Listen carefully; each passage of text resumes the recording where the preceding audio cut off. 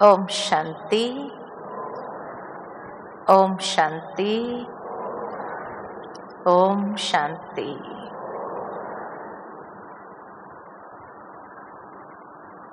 बाबा ने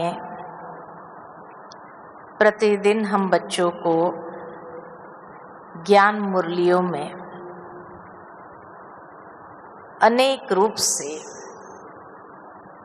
चुनौतियां क्या क्या आएगी समय अनुसार, उसके लिए भी सावधान किया है और उन चुनौतियों को कैसे पार करना चाहिए, उसके उपाय क्या है, ये उपाय भी हमें मुरलियों में स्पष्ट बताए हैं। लेकिन फिर भी वर्तमान समय के हिसाब से अगर देखा जाए तो समय बहुत तीव्र गति से आगे बढ़ रहा है और इसीलिए अंतिम समय की ओर जैसे ये समय भाग रहा है, ऐसे अनेक आत्माओं के अंतिम हिसाब किताब भी समय से पहले खत्म होना ही चाहिए। तो इसीलिए बाबा ने उसके लिए हमें पहले से ही सावधान किया था कि बच्चे चारों ओर से पेपर तो आएंगे और वो चारों ओर से जो पेपर आएंगे यही पेपर तो चुनौतियां हैं। कभी कौन सी चुनौती सामने आएगी, कभी कौन सी चुनौती सामने आएगी और उन चुनौतियों के आधार से हमें उसको पार करने की जो विधि बाबा ने बताई है, मैं विशेष उन विधियों के ऊपर ज्यादा अटेंशन खिंचवाऊंगी, क्योंकि ये तो जरूर है कि समय के हिसाब से हर एक के सामने चुनौती अपनी अपनी होती है। उन चुनौतियों के विस्तार में अगर हम जाएंगे तो चुनौतियों की कभी समाप्ति होनी नहीं है। किसी के पास शारीरिक हिसाब की चुनौती आती है तो किसी के पास वर्तमान समय में धन की चुनौती आती है, किसी के पास मन की चुनौती आती है, क्योंकि आज मेंटल प्रॉब्लम्स भी इतने बढ़ते जा रहे हैं। कई प्रकार की बीमारियां और वो भी खास करके मानसिक तौर की बीमारियां, तो चाहे तन हो, मन हो, धन हो, तीनों से अलग अलग प्रकार की चुनौती आती है। इसी तरह समय की अपनी चुनौती होती है, परिस्थितियों की अपनी चुनौती होती है, अलग अलग प्रकार की समस्या हर एक के सामने आती है। हमारे अपने ही संस्कार हमारे लिए कभी कभी चुनौती का स्वरूप धारण कर लेता है। ऐसे चुनौतियों का वर्णन करें तो बहुत सारी है और आपके सामने भी अनेक ऐसी चुनौतियां होगी ही, लेकिन उन चुनौतियों का समाधान क्या है, तो मैं विशेष कुछ बातें आपके सामने रखूंगी जो समाधान के रूप में है, जिसको जो सूट करे, जहां सूट करे वहां उसको अप्लाई कर सकते हैं। तो सबसे पहले समाधान की बात है जो बाबा ने हम बच्चों को बताया है कि बच्चे, बाबा ने इतना ज्ञान का खजाना दिया है और ये ज्ञान के एक एक सिद्धांतों को बाबा ने स्पष्ट किया है। चाहे वो कर्म का सिद्धांत हो, चाहे वो समय का सिद्धांत हो, चाहे वो योग के सिद्धांत हो, तो ज्ञान हमारे पास भरपूर है, लेकिन समय पर उस ज्ञान को यूज करना, समय पर वो ज्ञान को अप्लाई करना बहुत जरूरी है। कहाँ हमें ड्रामा के ज्ञान को अप्लाई करना पड़ेगा, कहाँ हमें आत्मा के ज्ञान को अप्लाई करना पड़ेगा, कि आत्मिक स्थिति में स्थित होकर के सामने वाले को भी आत्म रूप में देखना होगा। तो इसीलिए ज्ञान का प्रैक्टिकल एप्लीकेशन, जहां पर जो ज्ञान की बातें विशेष रूप से यूज कर सकते, उल्टा न कर दे कभी भी कि भाई किसी के घर में टांग टूटी हो और हम उसको कह दे कि ड्रामा बहुत कल्याणकारी है, उल्टा हो जाएगा ना। अंदर में ही हम समझ सकते हैं कि भाई जरूर इसमें कोई कल्याण होगा और उसकी प्यार से सेवा करें, उस सेवा से उनका हृदय पिघल सकता है और वो बाबा की ओर आगे आएगा। बाकी अगर हम उसके मुंह पर कह दे कि हाँ भाई तुम्हारी टांग टूटी, अभी बहुत कल्याण है इसमें, तो वो ज्ञान सुनने वाला होगा तो भी क्या कहेगा? क्या आपका ज्ञान ऐसा है जो सहानुभूति के बजाय और ही किसी को चोट पहुंचाए? भावार्थ है कि उस समय उसको आत्म रूप में देख करके आत्मा के प्रति, जो बाबा कहते हैं सबसे बड़ी संपत्ति आपके पास है, और वो संपत्ति है सिंपैथी की, सहानुभूति की, उस समय उस आत्मा की प्यार से सेवा करें तो कई प्रकार के जो बंधन है वो समाप्त हो जाएंगे और सरलता से उनके मन में भी एक भावना जागृत होंगी, इतनी सेवा पिघल जाए, देखने वाले भी पिघल जाए कि भाई इतनी सेवा तो इस दुनिया के अंदर और कोई नहीं कर सकते हैं। ब्रह्मा कुमारियों का ज्ञान जो है ये कितनी सेवा, दिल की सेवा की भावना को जागृत करता है।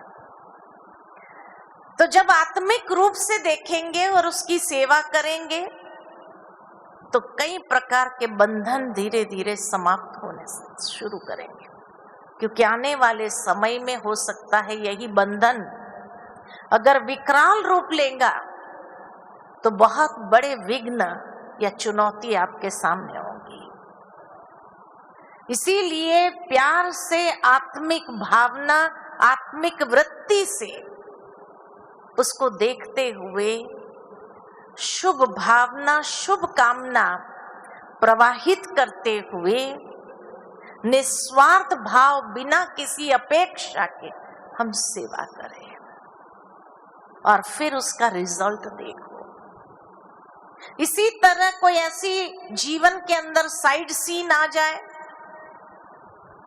लेकिन वो साइड सीन हमें एक चुनौती महसूस हो रही हो, ऐसे समय पर ड्रामा का ज्ञान यूज करो कि ये भी ड्रामा का एक हिस्सा है और उसको समझते हुए इसमें भी कोई कल्याण समाया हुआ है। कहां पर कर्म सिद्धांत को समझो कि भाई ये अंतिम समय के हिसाब चुकतू हो रहे हैं और हमें हल्के हो जाना है।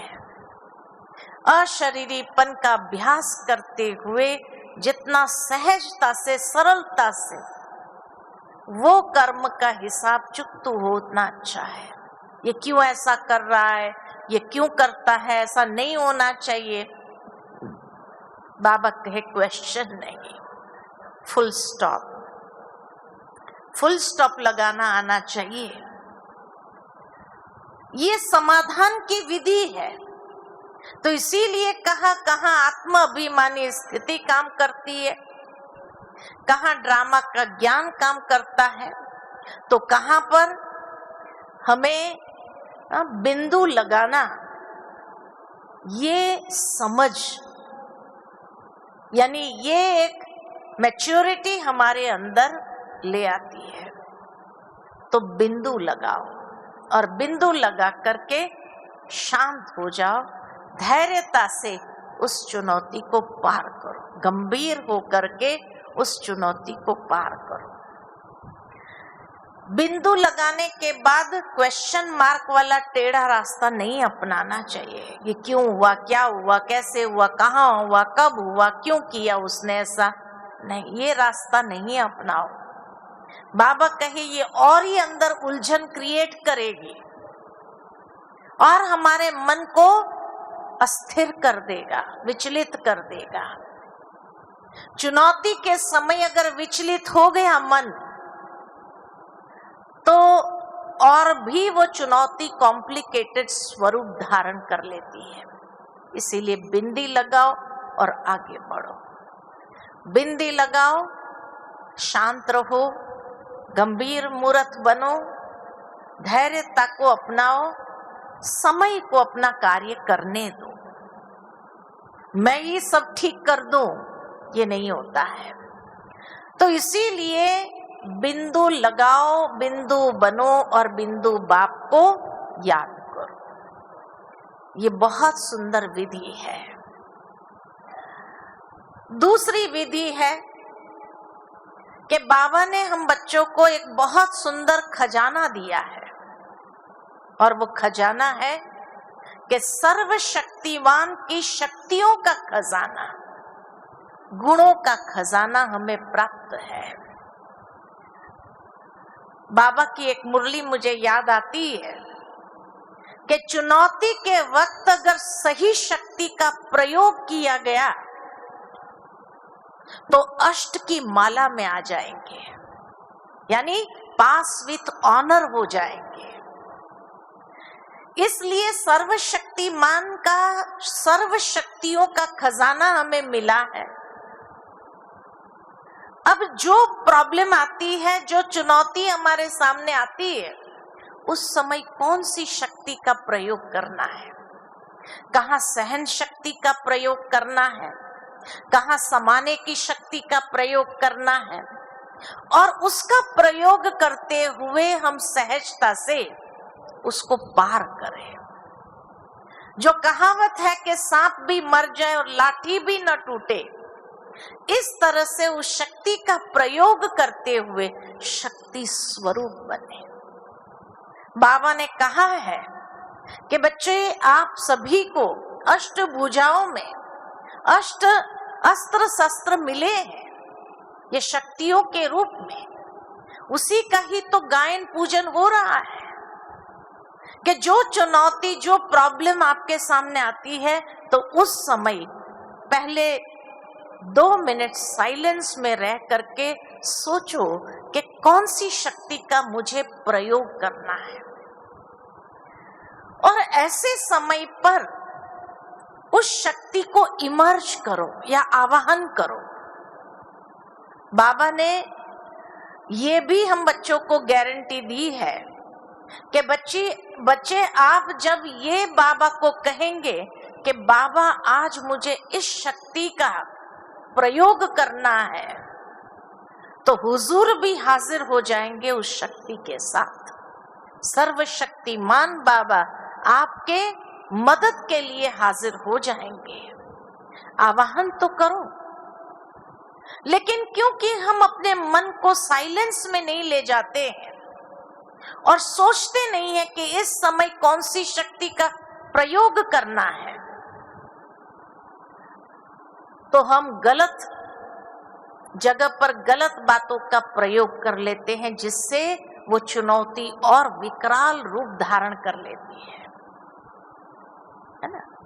तो इसीलिए बाबा कहे थोड़ा इमीडिएट रिएक्टिव होने के बजाय, इमीडिएट रिएक्शन में आने के बजाय थोड़ा शांति से सोचो कि इस समय मुझे कौन सी शक्ति का आवाहन करना है, और आप बाबा को याद करके उस शक्ति का आवाहन करो, वो आएगी। लेकिन होता क्या है कि वहां शक्ति का प्रयोग करने के बजाय कोई ना कोई कमजोरी जरूर घुस जाती है और उसका प्रयोग हो जाता है। और उसमें भी खास करके किसका प्रयोग हो जाता है? गुस्सा आ जाता है। अब गुस्सा आ गया और गुस्से का प्रयोग हो गया तो वो चुनौती बड़ा स्वरूप लेगी या कम होगी? बड़ा स्वरूप धारण कर लेती है। फिर उसको हैंडल करना बहुत मुश्किल होगा, फिर उसको पार करना बहुत मुश्किल होगा।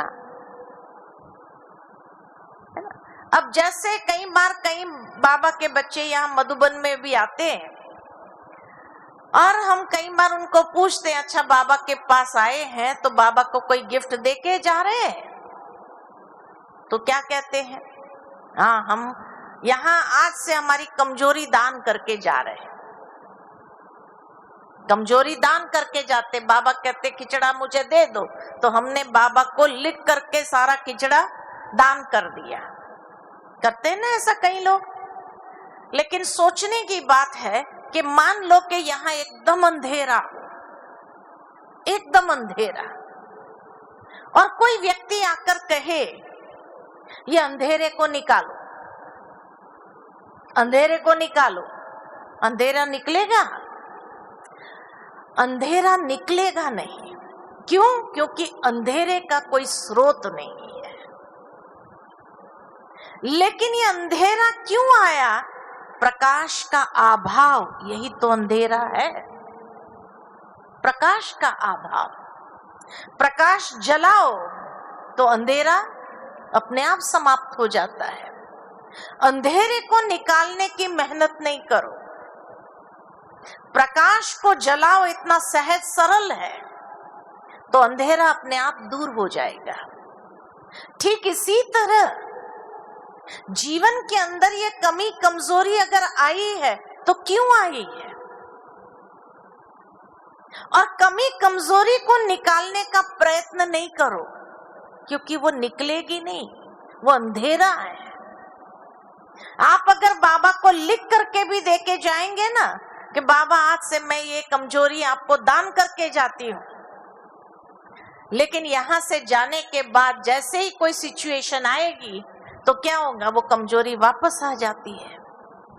फिर व्यक्ति उदास हो जाता है, निराश हो जाता है। बाबा के कमरे में लिख करके दे के आए, पता नहीं बाबा की मदद क्यों नहीं मिलती है।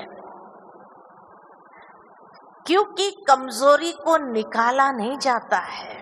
कमजोरी क्यों आई? शक्ति का अभाव, यही कमजोरी है। जिस तरह अंधेरा क्यों आया? प्रकाश का अभाव, यही अंधेरा है। अंधेरे का अपना स्रोत नहीं है, प्रकाश का स्रोत है। ठीक इसी तरह शक्ति का स्रोत है। शक्ति का स्रोत है सर्वशक्तिमान। अंधेरे का कोई स्रोत नहीं है, लेकिन शक्ति का अभाव, यही अंधेरा यानी कमजोरी है जीवन में। अब कोई व्यक्ति का हाथ हिल रहा हो, आप उसको कहो हाथ नहीं हिलाओ, हाथ नहीं हिलाओ। अरे कमजोरी है ना, हाथ तो हिलेगा ही, हिलेगा ही।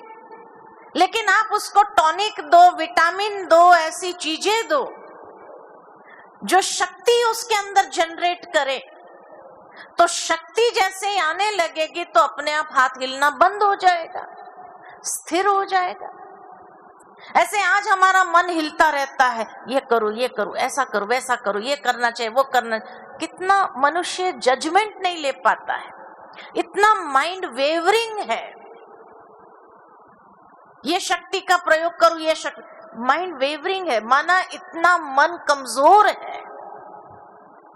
और वो कमजोर है और आप बाबा को कहो बाबा आपको ये कमजोरी दे दिया, ऐसे कमजोरी निकल जाएगी क्या? नहीं। इसीलिए बाबा कहते अमृत वेले बैठो, बाबा को याद करो, सर्वशक्तिमान के रूप में याद करो और बाबा से शक्ति का आवाहन करो। सहजता से मांगने की जरूरत नहीं है, लेकिन जिस तरह से आप बाहर धूप में खड़े रहो तो सूर्य से मांगते नहीं हो कि सूर्य तेरी गरमाइश मुझे दे, आप खड़े रहो, मिलेगी। ठीक इसी तरह बाबा से भी मांगने की जरूरत नहीं है। आप मन को बाबा में एकाग्र करो। पावरफुल योग की स्थिति में, आत्माभिमानी स्थिति में बैठो और प्यार से बाबा को याद करके सर्वशक्तिमान से शक्ति का आवाहन करो। जैसे जैसे शक्ति का आवाहन करते जाएंगे वो कमजोरी भरती जाएगी, आत्मा सशक्त होती जाएगी और जैसे जैसे आत्मा सशक्त होने लगेगी वैसे ही क्या होगा, वो कमजोरी समाप्त हो जाएगी। क्योंकि प्रकाश आया, शक्ति आई, लाइट और माइट की किरणें अपने अंदर लेते जाओ। जैसे जैसे लाइट और माइट की किरणें अंदर आती जाएंगी, अंदर की कमजोरी, अंधेरा समाप्त होता जाएगा। रोज अमृत वेले पहले अपने अंदर देखो कौन सी शक्ति का अभाव है जिस कारण ये कमजोरी है। मान लो किसी के अंदर गुस्सा है, गुस्से की कमजोरी। अब गुस्से की कमजोरी क्यों है तो देखो पहले, क्या सहन शक्ति की कमी के कारण गुस्सा आता है? सहन नहीं होता इसलिए गुस्सा आता है। क्या धैर्यता की शक्ति की कमी है इसलिए गुस्सा आता है? कई लोग होते हैं ना धैर्य, जल्दी करो जल्दी करो जल्दी, और कोई जल्दी नहीं करता है तो उसको बहुत गुस्सा आता है। तो धैर्यता की कमी के कारण गुस्सा आता है। यह शांति की शक्ति, अंदर शांति है ही नहीं, इसलिए छोटी छोटी बातों पर भी गुस्सा आता है। देखो, एनालाइज करो कि मेरे अंदर कौन सी शक्ति का अभाव है जिस कारण ये कमजोरी है। और फिर अमृत वेले बैठ करके अगर मान लो कि धैर्यता की शक्ति की कमी है इसलिए गुस्सा आता है, तो धैर्यता की शक्ति का आवाहन करो बाबा से। बाबा मेरे अंदर वो धैर्यता की शक्ति भरते जा रहे हैं और मैं आत्मा अंदर से धैर्यता से सशक्त हो रही हूं। एक हफ्ते तक ये प्रयोग करो, अमृत वेले आवाहन करो। आप देखेंगे एक हफ्ते के बाद वो धैर्यता आपके अंदर इस तरह समाने लगेगी जैसे कि आप उससे शक्तिशाली हो गए। सहन शक्ति की कमी है तो दूसरे हफ्ते सहन शक्ति का आवाहन करो। एक एक हफ्ता एक एक शक्ति का आवाहन करो। 52 हफ्ते आते हैं ना साल में, 52 शक्तियों का आवाहन करेंगे तो साल के बाद क्या होगा, संपूर्णता आएगी या नहीं आएगी? संपूर्णता सहजता से आ जाएगी, स्वयं को सशक्त कर सकेंगे। बाबा की एक मुरली मुझे याद आती है जिसमें बाबा ने कहा था कि ये कमजोरी के संस्कार को क्या करना चाहिए।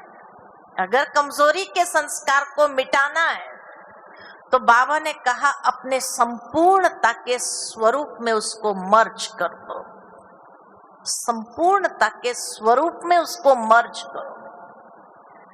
क्योंकि 5000 साल तक ये मर्ज हो जाए, क्योंकि ये खत्म तो नहीं होगा ये कमजोरी के संस्कार। 5000 साल के बाद फिर से उसको उभरना तो है ना, तो जब रील घूमेगी तो वो उभरेगा। लेकिन इतना उसको मर्ज करो संपूर्णता की स्थिति में, तो एक एक हफ्ता एक एक शक्ति का आवाहन करो और देखो बाबा आपको अमृत वेले महसूस करो कि जैसे बाबा का वरदानी हाथ मेरे सिर पर है और बाबा मेरे अंदर वो शक्ति भरता जा रहा है। और सचमुच आप जब एक हफ्ते के बाद स्वयं को महसूस करेंगे कि छोटी छोटी बातें जो पहले सहन नहीं होती थी अब आप उसको नॉर्मल ले लेंगे।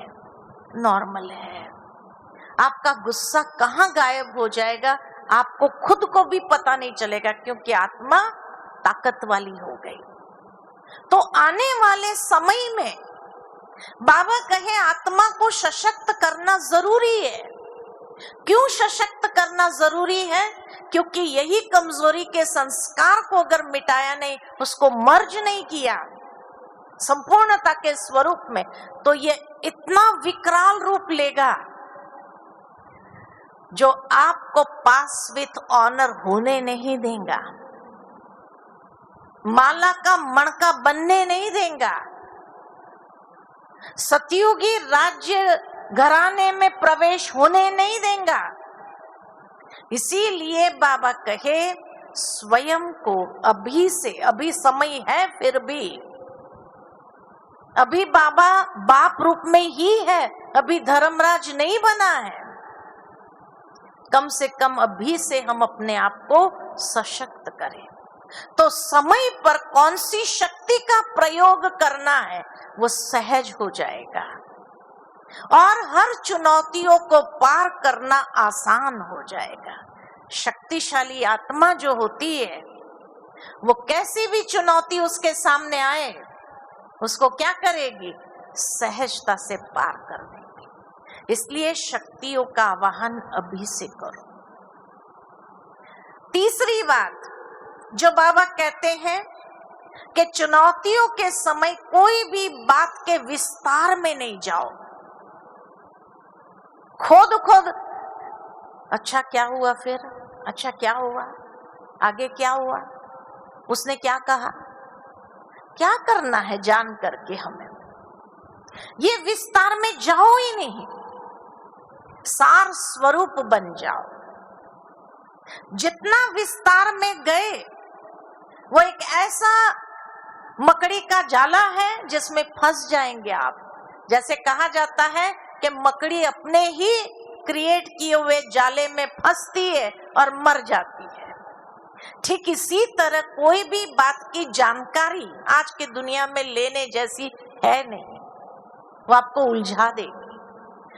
इसलिए ये इंटरेस्ट भी नहीं रखो कि अच्छा फिर क्या हुआ, उसने क्या कहा, उसने क्या कहा, फिर ऐसे क्या हुआ। जितनी जानकारी हासिल करने का प्रयत्न करेंगे, जितना विस्तार में जाएंगे, उतना क्या होगा, वो एक ऐसा जाला है जिसके अंदर आप खुद ही फंस के दम तोड़ेंगे। इसीलिए कोई भी बात के विस्तार में नहीं जाओ। कोई सुनाने भी आए तो कहा जाने तो, अभी समय नहीं है, अभी समय हमारा पुरुषार्थ का है, पुरुषार्थ करें, है ना। तो इसीलिए बाबा कहे कि विस्तार में नहीं, सार स्वरूप हो जाओ। सार में शक्ति है, विस्तार में कमजोरी ही है। इसीलिए सार स्वरूप बन करके उसको समाप्त करो। क्या करना है, कोई सुनाने भी आए तो कहो छोड़ो। बाबा भी कहते हैं ना, छोड़ो तो छूटो, छोड़ो तो छूटो। पकड़ने जाएंगे चिपक जाएंगे। इसीलिए कोई बात के विस्तार में क्या करना है, नहीं जाना है, न इंटरेस्ट लेना है।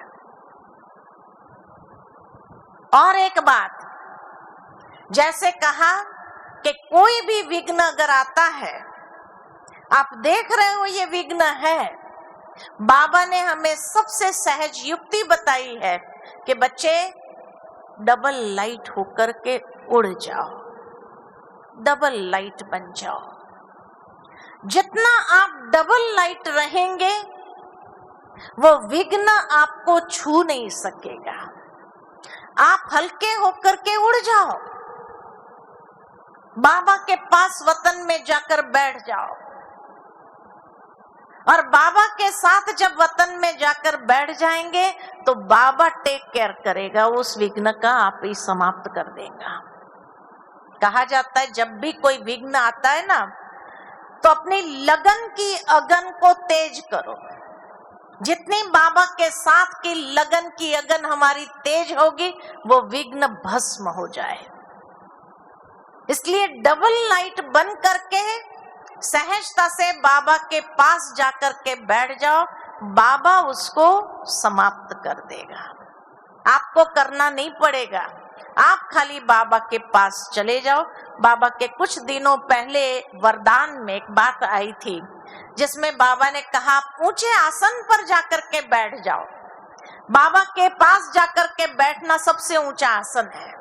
तो कहा माया उतना ऊंचाई तक पहुंच नहीं सकती है, और जब पहुंच ही नहीं सकती है तो नीचे कितनी देर चक्कर लगाएंगी। आप ऊपर होंगे, वो नीचे से ही चली जाएंगी, खत्म हो जाएगी, आपको छूने की हिम्मत नहीं कर सकेंगे और आप सहज ही विजयी बन जाएंगे।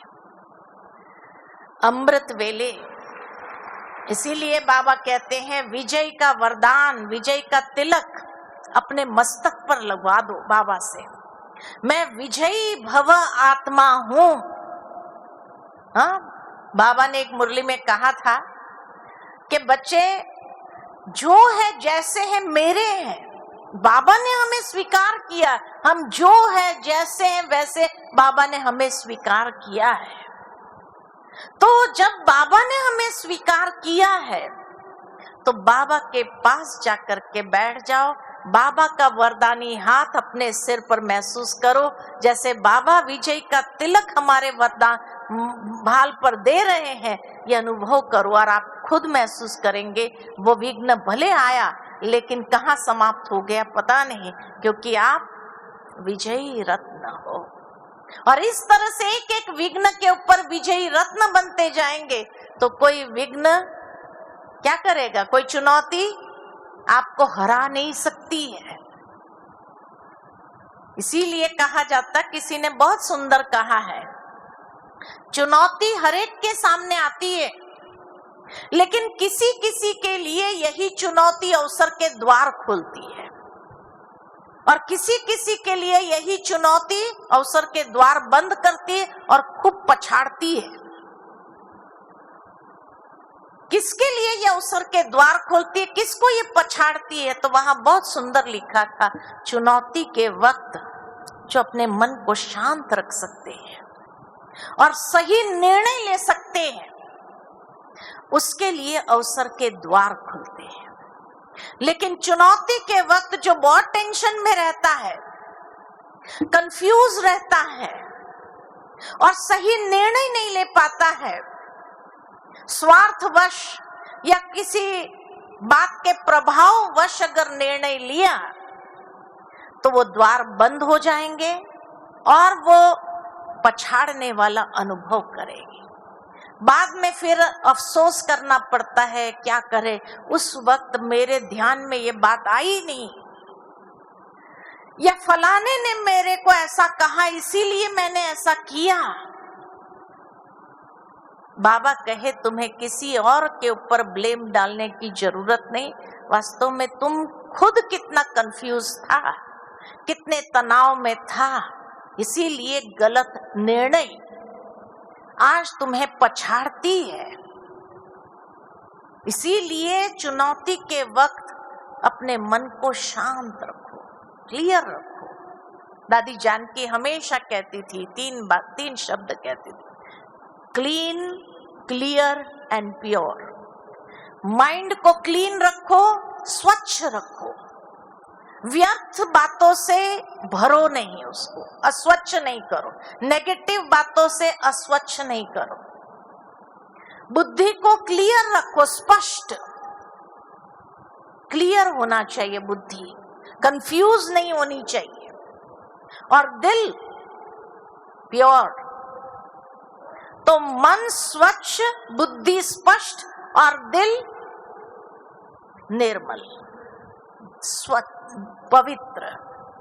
जितना निर्मल और पवित्र रहेगा उतनी हर चुनौती को पार करना आसान होगा। दुनिया के अंदर लोगों के सामने तभी अनेक प्रकार की चुनौतियां बढ़ जाती है जब दे अभिमान वश वो चलते हैं।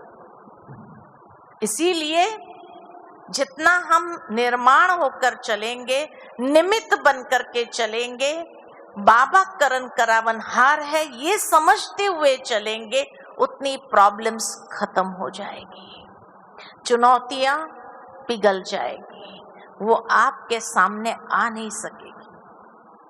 बाकी एक चुनौती जो वर्तमान समय में अपना सिर ऊंचा कर रही है, हर ब्राह्मणों के लिए ध्यान देने योग्य बात है, और वो है कि आज के समय में अनेक अपने आप को भगवान कहलाने वाले आएंगे। बाबा मेरे में आता है, मम्मा मेरे में आती है, दादियां मेरे में आती है।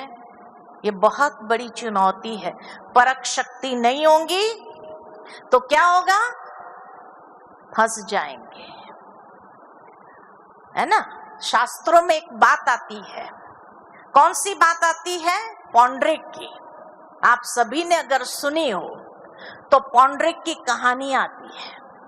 और पौंड्रिक अर्थात एक असुर था जिसके पास ऐसी शक्ति थी कि वो कोई भी रूप, बहुरूपिया था, बहुरूप कोई भी रूप धारण कर सकता था। और इसीलिए कहा जाता है कि उसने जो है श्री कृष्ण का रूप धारण कर लिया और श्री कृष्ण द्वारका से कहीं बाहर गए हुए थे और उस समय पौंड्रिक श्री कृष्ण का स्वरूप धारण करके आके वहां बैठ गया। और सारे नगर में, द्वारका में सब लोग यही समझने लगे श्री कृष्ण आ गए, द्वारकाधीश आ गए। द्वारकाधीश द्वारकाधीश करके उसकी जय जयकार भी बुला दिया गया। और जब सचमुच में कृष्ण आए तो उसने उसको फ्रॉड बना दिया, उसको फ्रॉड सिद्ध कर दिया। लेकिन अंत में सत्य सत्य ही रहता है।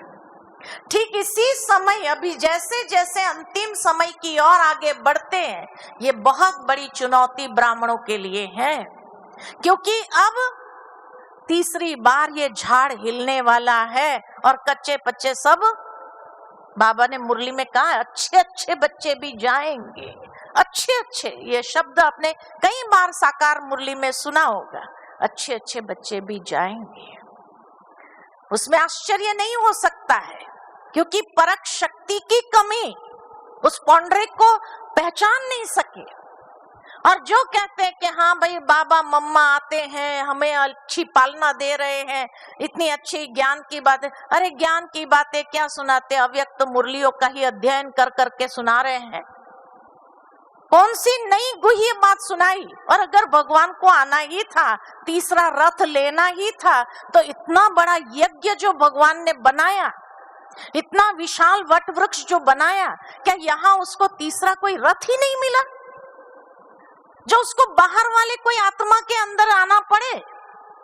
सोचने की बात है। क्या यहाँ कोई पवित्र आत्माएं है ही नहीं? जिस धरनी को भगवान ने अपनी शक्ति से सींचा है, पवित्रता की शक्ति से सींचा है, बाबा मधुबन के अलावा और कहीं आया है? बाबा ने कहा हाँ, जहां मधुबन बनाएंगे वहां बाबा आएंगे। जानकी दादी एक बार बहुत पीछे बाबा के लगे थे, बाबा एक बार लंदन आ जाओ, एक बार लंदन आ जाओ। बाबा ने उस समय ये बात कही थी, जहां मधुबन होगा वहां बाबा आएगा। अब आज भगवान नगर नगर घूम रहा है। इतना बड़ा एम्पायर जो खड़ा किया भगवान ने, उसको सींचा, पालना किया, बड़ा किया, और आज उसको यहाँ पर उसको कोई अस्तित्व ही नहीं है। ऐसा हो सकता है कभी? विवेक को यूज करने की बात है कि कोई भी अगर कहे कि हमारे पास भगवान आता है, ये तो निश्चय की परीक्षा है ना, ये तो निश्चय को हिलाने वाली बात है। और ऐसे कच्चे जो होंगे वो तो झड़ने ही है। ये झाड़ बहुत वृद्धि को प्राप्त कर चुका है। भगवान को वर्षा किनको देना है? निश्चय बुद्धि विजयंती, निश्चय बुद्धि विजयंती, संशय बुद्धि विनश्यंती। जिसको यहाँ बाबा से संशय आया तभी तो वहां गया, देखने तो जाए। अब देखने गया, उसको निश्चय बुद्धि कहेंगे, संशय बुद्धि कहेंगे? तो वो तो जाएगा ही, देखने गया ना तो जाएगा ही। इसलिए सबसे बड़ी चुनौती आज के युग में अगर यही है कि जो कहते हैं यहाँ बाबा आया, मम्मा आई, दादी आई, तीसरा रथ भगवान ने ले लिया है। अरे तीसरा रथ लेना ही था तो भगवान ने समेटना क्यों चालू किया था? मुझे याद आता है कि जब बाबा, हम पहली बार आए मधुबन में, हिस्ट्री हॉल में बाबा मिलता था। छोटा सा परिवार था, और एवरी ऑल्टरनेट डे बाबा मिलता था, एक दिन छोड़ करके बाबा मिलता था। उसके बाद जैसे जैसे वृद्धि हुई, मेडिटेशन हॉल बना, हर 2 दिन छोड़ करके बाबा आता रहा, 2 दिन छोड़ा। उसके बाद जब ओम शांति भवन बना तो हफ्ते में 1 दिन आता था बाबा। और पहले जब मिला तो एक छोटे हिस्ट्री हॉल में जब मिला तो एक को आधा घंटा, हम लोगों को आधा घंटा बाबा ने वरदान ही दिए थे, इतना पालना। फिर जब मेडिटेशन रूम में आने लगा बाबा तो परिवार को मिलता रहा। उसके बाद जब ओम शांति भवन में आने लगा बाबा तो उस समय सेंटर को मिलने लगा।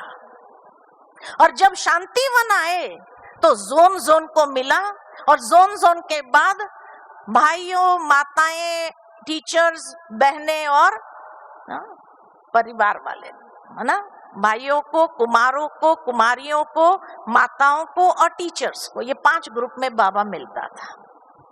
और फिर होलसेल में भारत वाले और विदेश वाले, ये हो गया। और उसके बाद होलसेल और भी हो गया, सभी बच्चे इकट्ठे, देश विदेश के सभी बच्चों को बाबा एक साथ मिलते रहे। अगर बाबा को तीसरा रथ लेना ही था तो समेटना क्यों चालू किया? और उसी समय से बाबा ने कहा था कि बच्चे, ये व्यक्त मिलन कब तक, अव्यक्त बाप दादा का व्यक्त में मिलन कब तक? बाबा ने यहां तक इशारा दिया था कि बच्चे अव्यक्त बनकर के अव्यक्त मिलन मनाओ। जितनी देर तक मिलन मनाना चाहो मना सकते हो। जब बाबा ने पहले से ही हमारे अंदर ये बीजारोपण किया कि बच्चे, बाबा कब तक आता रहेगा, आप लोग ऊपर आओ, क्योंकि ऊपर जाएंगे तभी हमारी स्थिति बनेगी। अगर बाबा ही नीचे आता रहेगा तो स्थिति कभी नहीं बनेगी। इसीलिए बाबा ने कहा था, बच्चे आप ऊपर आओ, और आप ऊपर आएंगे तो आपकी स्थिति बनती जाएगी। फरिश्ता स्टेज बनेंगे, वहां से निराकारी स्टेज में जाना आसान होगा, क्योंकि ब्राह्मण सो फरिश्ता सो देवता। तो ब्राह्मण सो फरिश्ता बनना है। अगर बाबा ही नीचे आएंगे तो फरिश्ता कब बनेंगे? इसीलिए ये विधि है। लेकिन माया अपना पौंड्रिक का रूप धारण करके आएंगी, अगर पहचाना नहीं तो क्या होगा? खींच के ले जाएंगे, और लास्ट में जब सत्यता सामने आएगी तब कितना पश्चाताप होगा, सोचने की बात है। ये सबसे बड़ी चुनौती आज यज्ञ के सामने है, हर एक ब्राह्मण के सामने है, कि आपके पास भी लोग आएंगे कि बाबा ने तीसरा रथ लिया है, वहां बहुत अच्छी बाबा पालना दे रहे हैं, वहां चलो, चले जाएंगे? हाँ, चले जाएंगे। माया खींचेंगी बहुत जोर से, क्या करेंगे? अरे माया को थप्पड़ मारो अभी, हाँ, बाप को अपनी पीठ नहीं दिखाओ, नहीं तो जो बाबा हमेशा कहते रहे आश्चर्यवत, सुनंती कथंती, और ऐसा बनना है क्या? ऐसा बनना है? नहीं बनना है। हम बाबा के सच्चे बच्चे हैं, सच्चे हीरे हैं, सच्चे हीरे हैं ना सभी। तो सच्चे हीरे कभी बाबा को पीठ भी दिखा सकता है? नहीं। माया को अभी तलाक देना है, बाबा को तलाक देने का विचार भी नहीं आना चाहिए। ये है निश्चय बुद्धि विजयंती। हाँ, वो आपको कहेंगे नहीं आप रोज क्लास करो, रोज मुरली सुनो, वहां जाओ, क्लास में जाओ, रोज अमृत वेले करो। अरे तो अगर बाबा वहां आता है, जब साकार बाबा थे, ब्रह्मा बाबा यहाँ थे, तो रोज क्लास कराया कि नहीं कराया? कि बाबा ने कहा फलाने सत्संग में जाओ क्लास करने के लिए, कभी कहा ऐसे? तो वो व्यक्ति अगर ये कहता है नहीं रोज वहां क्लास करो, जब बाबा आता है तब मिलन मनाने यहाँ आओ, तो इसका मतलब रोज का इतना ज्ञान का भंडार है ही नहीं उसके पास। तभी वो रोज मुरली सुनने के लिए आपको कहेंगे वहां जाओ, अमृत वेले करने के लिए वहां जाओ। सेंटर पर जाओ और मिलन मनाने के लिए खाली यहाँ आओ, मानो समझ सकते हो कि इसके पास ज्ञान का खजाना कितना है। और अव्यक्त मुरली का अध्ययन कर करके अगर कुछ बातें सुनाई भी, कौन सी गुह्य बात सुनाई। और सबसे बड़ी बात कि भगवान को अगर तीसरा रथ लेना था तो लास्ट में 2017 में जब बाबा को पूछा गया, बाबा अभी आगे, बाबा ने कहा समाप्ति वर्ष। समाप्ति वर्ष क्यों कहता था 2017 में? या तो उसी समय बता देता था बाबा तीसरा रथ ये है, कह देता था, नहीं कहा, समाप्ति कर दिया बाबा ने।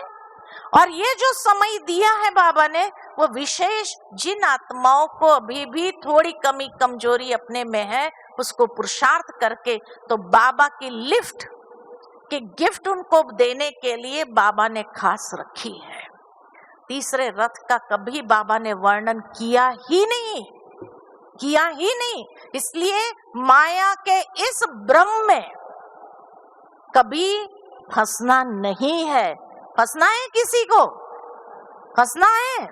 नहीं फंसना है। याद रखना ये पौंड्रिक है, और पौंड्रिक कौन था? असुर था, जो अपने आप को भगवान बना करके बिठा दिया। तो ऐसे पौंड्रिक के पीछे अपने जीवन को नष्ट नहीं करना है। सबसे बड़ी चुनौती यही है। ठीक है, याद रखेंगे? अच्छा, ओम शांति।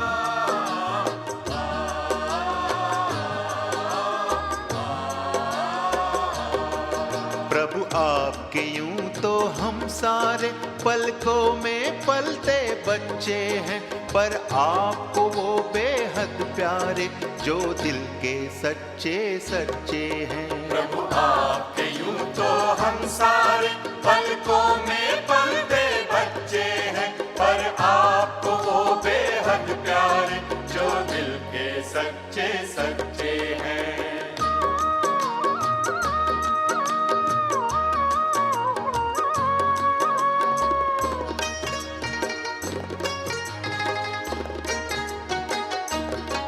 सच्चे दिल पर साहब राजी, हर श्रीमत पर कहे हाँ जी।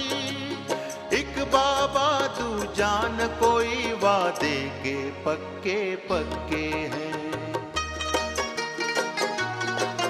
प्रभु आपके यूं तो हम सारे पलकों में पलते बच्चे हैं, पर आपको वो बेहद प्यारे जो दिल के सच्चे सच्चे हैं।